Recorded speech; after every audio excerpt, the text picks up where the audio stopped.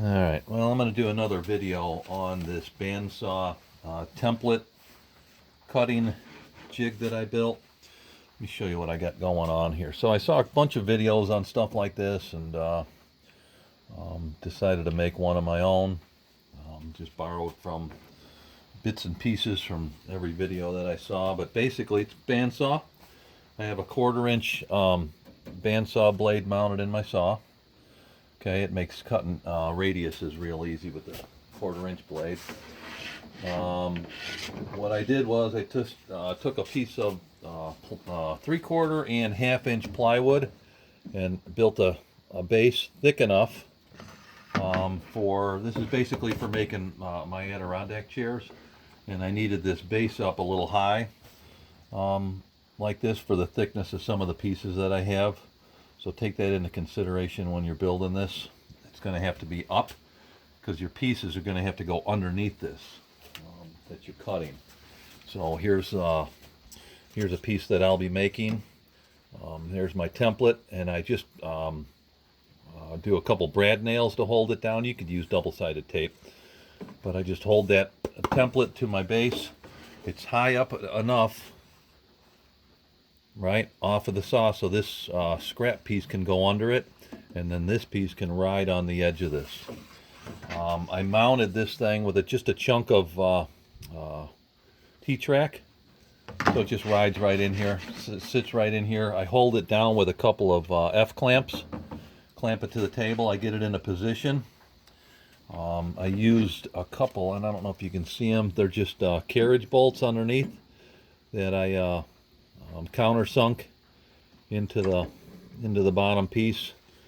They extend all the way up. I made this piece here, just used a router bit and cut a 5/16, probably a little bit wider than that, groove in there, and a couple of T-nuts on there. This is movable. It doesn't really have to be because you're only looking for it to be in the one position. I kind of screwed up when I did it because it's not exactly centered on here where this is at, so could have made it bigger, but it works. You loosen these up, you bring it over to your blade, and then your lack of better words here, your reveal, I guess, of the blade.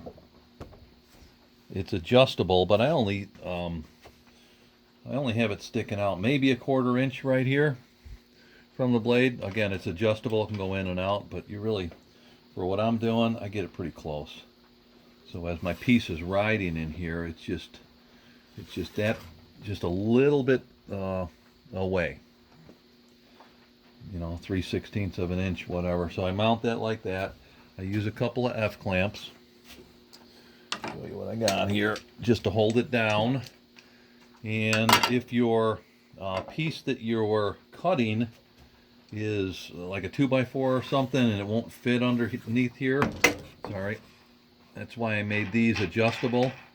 You could spin this up, and then I just take a piece of wood and put it under there. That makes this wider so your wood can get underneath here.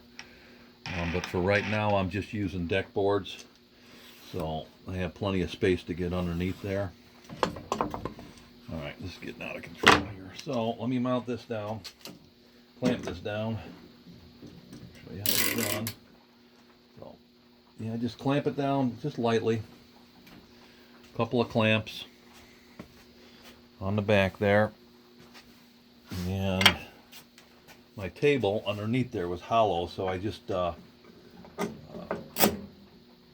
glued some plywood scraps underneath there so it's easier to mount my F-clamps.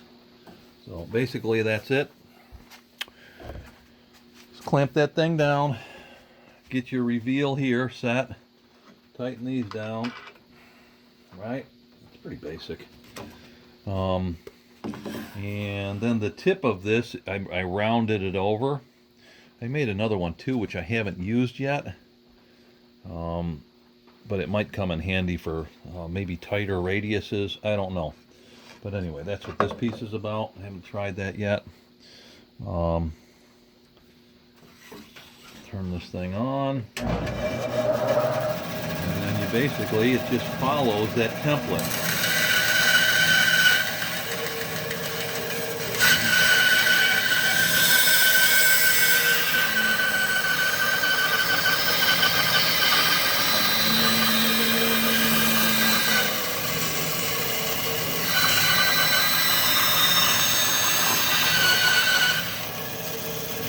see that. I'll try and get a better angle for you. Hate running a camera in the shop. All right. Zoom in a little bit here. A pain in the butt. I don't know how some guys make videos, man. This is a whole different process. So it's just following the template, and that distance you can adjust it. And I listen to my blade and the bearings of what they're doing. Sometimes I'm forcing it. You can hear that you're forcing it one way or the other, and just adjust it.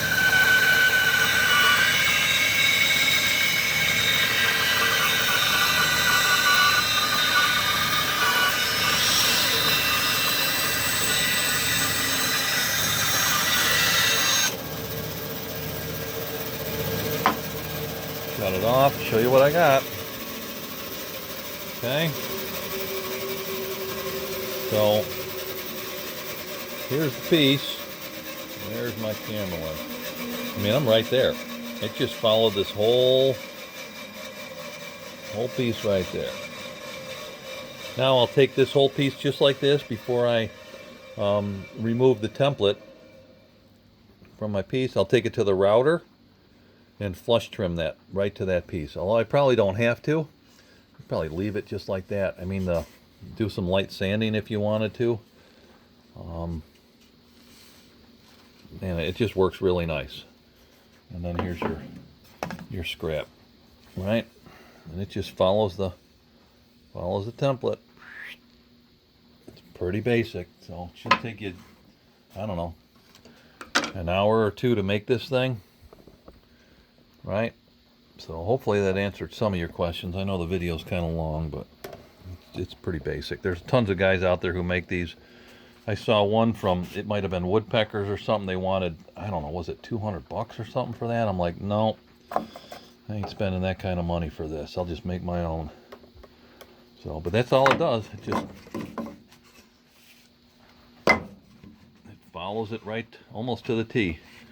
So some of the radiuses, if you get real tight, it's kind of,